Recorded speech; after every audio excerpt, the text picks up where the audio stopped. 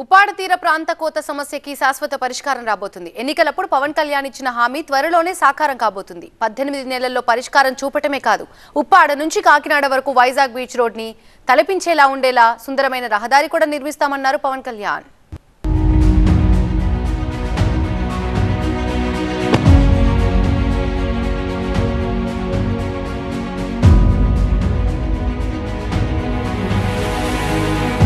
ఉప్పాడ తీర ప్రాంత గ్రామాలను సముద్రపు కోత నుంచి కాపాడే క్రమంలో కార్యాచరణకు దిగారు డిప్యూటీ సీఎం పవన్ కళ్యాణ్. ఉప్పాడ తీరంలో సముద్రపు కోతకు గురైన ప్రాంతాన్ని పరిశీలించి మారిటైమ్ బోర్డ్, కేంద్ర ఖగోళ శాస్త్ర మంత్రిత్వ శాఖ అధికారులు, రెవెన్యూ అధికారులతో చర్చించారు. ప్రభుత్వం నుంచి పూర్తి సహాయ సహకారాలు అందిస్తామన్న పవన్ శాస్త్రీయంగా సర్వే చేసి పనులు మొదలుపెట్టాలని ఆదేశించారు.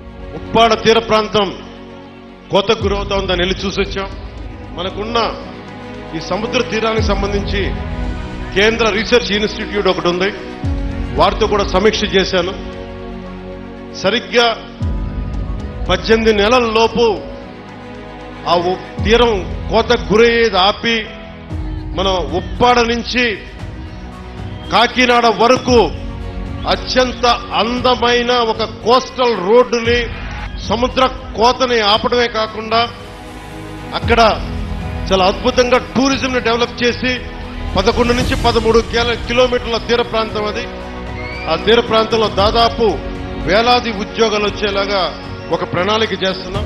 యు కొత్తపల్లి మండల పరిధిలోని 8 తీర ప్రాంత గ్రామాల్లో 1360 ఎకరాలు కోతకు గురైన విషయం తెలుసుకుని ఆశ్చర్యపోయారు పవన్ కళ్యాణ్. ఉప్పాడ తీర ప్రాంతానికి ఆనుకుని వందలాది మంది మత్స్యకారుల నివాసాలు ఉన్నాయి. అయితే దీని మీద రాష్ట్రం మొత్తం కూడా ఉప్పాడ కాకినాడ జిల్లా గురించే మాట్లాడుతున్న పరిస్థితి. ఎందుకంటే డిప్యూటీ సీఎంగా బాధ్యతలు స్వీకరించిన తర్వాత కాకినాడ ఉప్పాడ తీరంతో పాటు ఉప్పాడ తీరంలో కోతకు గురవుతున్నటువంటి ఇళ్ల మీద పవన్ కళ్యాణ్ ప్రత్యేక శ్రద్ధ వహించారు. అధికారులకు ప్రత్యేక సూచనలు కూడా చేసినటువంటి పరిస్థితి. ప్రస్తుతం మనం ఉప్పాడలో ఒక గ్రామానికి సంబంధించి, ఒక పేటకు సంబంధించినటువంటి ఇల్లు చూడొచ్చు. పూర్తిగా కెరటాల దాటికి ఈ మట్టి దెబ్బలు ఏ రకంగా కొట్టుకెళ్ళిపోయో చూడొచ్చు.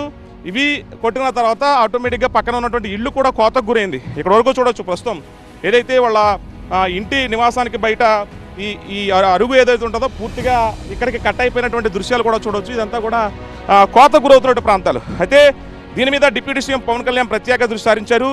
ఎన్ని ఇళ్ళు కోతకు గురవుతున్నాయి, కోతకు గురవుతుంటే కనుక, ఎందుకంటే కాకినాడ సీ అంటేనే డీప్ సీ కాబట్టి ఇళ్ళే కదా, పక్కన ఉన్నటువంటి కొన్ని నివాసాలు కూడా చూసుకోవచ్చు. ప్రస్తుతం ఇక్కడ మొత్తం సముద్ర తీరానికి ఆనుకున్నటువంటి వాళ్ళ ఇల్లు పూర్తిగా నేలమట్టమై ధ్వంసమైపోయినటువంటి దృశ్యాలు కూడా చూసుకోవచ్చు. ఇప్పటికే చాలా ఇళ్ళు సముద్ర గర్భంలో కలిసిపోయినటువంటి పరిస్థితులు కూడా చూసాము.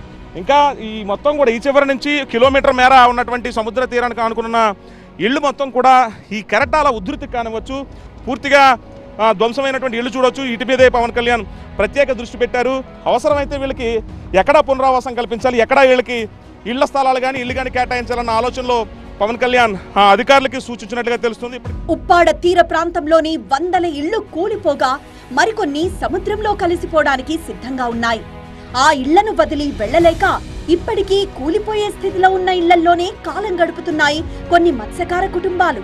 యు కొత్తపల్లి మండలంలో 8 తీర ప్రాంత గ్రామాల్లో 15,000 మత్స్యకార కుటుంబాలున్నాయి. ఈ 5 ఏళ్లలో 300కు పైగా ఇళ్లు సముద్రంలో కలిసిపోయాయి. ఉప్పాడ తీరం కోతకు గురవకుండా ఉండేందుకు సుబ్బంపేట నుంచి ఆమినాబాద్ వరకు 2 కిలోమీటర్ల మేర 12 కోట్ల రూపాయల వ్యయంతో జియో ట్యూబ్ సిస్టమ్ ను తీసుకొచ్చారు. ఇది ఫలితాలనిచ్చినా క్రమంగా ఈ జియో ట్యూబ్ ధ్వంసమవుతూ వచ్చింది. ప్రస్తుతం మనం ఉప్పాడ గ్రామంలో ఉన్నాం. ఉప్పాడ గ్రామంలో ఎక్కడ చూసినా సరే సమస్యలు వెల్లువెత్తుతూనే ఉంటాయి. ఈ నేపథ్యంలో పవన్ కళ్యాణ్, డిప్యూటీ సీఎం పవన్ కళ్యాణ్ ప్రత్యేక దృష్టి సారించారు. ఇక్కడ ఉన్నటువంటి గ్రామాల్లో ఉన్నటువంటి మత్స్యకారుల కుటుంబాలతో ఆయన మాట్లాడినటువంటి పరిస్థితులు కూడా చూసాం. ప్రస్తుతం శిథిలావస్థకు చేరినటువంటి ఒక ఇంటిని చూడొచ్చు. ఏదైతే జియో ట్యాబింగ్ సిస్టమ్, అంటే జియో ట్యాబింగ్ సిస్టాన్ని ఇళ్ళు కూలిపోకుండా ఇంటిపైకి కెరటాలు కొట్టకుండా ఉండేందుకు ప్రయత్నాలు చేసినప్పటికీ చూడొచ్చు ఒక ఇల్లు మొత్తం కూడా పడిపోయే దశలో ఉంది. ఇది కూడా ఉప్పాడ తీర ప్రాంతానికి సంబంధించి ఇవన్నీ కూడా డిప్యూటీ సీఎం పవన్ కళ్యాణ్ నేరుగా సమీక్షించారు. ప్రస్తుతం కూలిపోవడానికి సిద్ధంగా ఉన్న ఒక ఇంటిని చూడొచ్చు. గతంలో కూడా దాదాపుగా 200 నుంచి 300 ఇళ్ళు కూడా ఇదే పరిస్థితిలో ఒక్కొక్కటిగా కూలిపోయి వెళ్ళిపోయినటువంటి సందర్భాలు కూడా ఉన్నాయి. ప్రస్తుతం సముద్ర తీరంలో ఇక్కడి నుంచి ఇదంతా కూడా రోడ్డు మార్గం ఉండేది, కానీ మొత్తం కూడా ఇల్లు మొత్తం కూడా సముద్రంలో కనుమరుగైపోయినటువంటి పరిస్థితి. కింద రాళ్ళు చూసుకుంటే కనుక పూర్తిగా జియో ట్యాగింగ్ సిస్టమ్కి సంబంధించి ఈ చిన్న చిన్న రాళ్ళు అంటే పెద్ద రాళ్ళు ఉండేవి. దీనికి ఒక ప్లాస్టిక్ లాంటి ఒక పైప్ వేసి ఆ పైపుకి సంబంధించిన కింద మెస్తో చుట్టేసి ఆ జియో ట్యాగింగ్ సిస్టమ్ ద్వారా కెరటాల ఉధృతిని తగ్గించేందుకు దాన్ని ఒక డెమో కింద తీసుకొచ్చారు. చాలా చోట్ల చూడొచ్చు, కిలోమీటర్ మేర ఈ జియో ట్యాగింగ్ సిస్టమ్ కూడా ఎక్కడ కనిపించదు. ఎందుకంటే కనుమరుగైపోయిన పరిస్థితి. 2008, 2009, 10 ఆ ప్రాంతంలో కూడా దీన్ని ఒక ట్రయల్ రన్ కింద అనుకోవచ్చు. అనేక ప్రయత్నాలు చేసినప్పటికీ కూడా పెద్ద పెద్ద రాళ్ళు కూడా పగిలిపోయి చిన్న చిన్న రాళ్ళు కింద దర్శనిస్తున్నటువంటి పరిస్థితులు కూడా ఉంటాయి. ఈ జియో ట్యాగింగ్ సిస్టమ్ సక్సెస్ అవుతుంది అనుకున్నారు.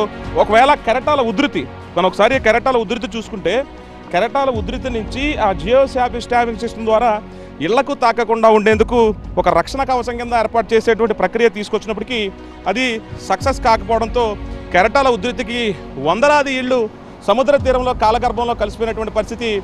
చాలా ఇళ్లు కూడా చూసి మత్స్యకారులు రోడ్డున పడినటువంటి పరిస్థితులు కూడా చూసి. మరోవైపు ఉప్పాడ నుంచి కాకినాడ వెళ్లే రోడ్డు కెరటాలు తుఫాన్ల ధాటికి కోతులమయంగా మారిపోయింది. దీంతో వాహనదారులు తీవ్ర ఇబ్బందులు పడుతున్నారు. డిప్యూటీ సీఎంగా మొదటిసారి పిఠాపురం వచ్చిన పవన్ కళ్యాణ్ వైజాగ్ బీచ్ తరహాలో ఉప్పాడ నుంచి కాకినాడ వెళ్లే రోడ్డును అత్యంత సుందరంగా పర్యాటక కేంద్రంగా మారుస్తామని హామీ ఇచ్చారు. ఇప్పుడు ఆ దిశగా అడుగులు పడుతున్నాయి. పవన్ కళ్యాణ్ ప్రత్యేక శ్రద్ధ పెట్టడంతో ఉప్పాడ కాకినాడ తీర ప్రాంత రూపురేఖలు మారతాయనే నమ్మకం ఇక్కడి ప్రజల్లో కనిపిస్తోంది. ఎప్పటి నుంచో ఈ కొత్తపల్లి ఉప్పాడ తీర ప్రాంత ప్రజలకు అలాగే స్కూల్ బస్సులు కూడా చాలా ఇబ్బందులు పడేవి. ఉవ్వెత్తున ఎగసిపడుతున్నటువంటి కెరటాలకు రోడ్డు అంతా కూడా ధ్వంసమయ్యి మధ్యలో రాళ్లు పడిపోయినటువంటి పరిస్థితి.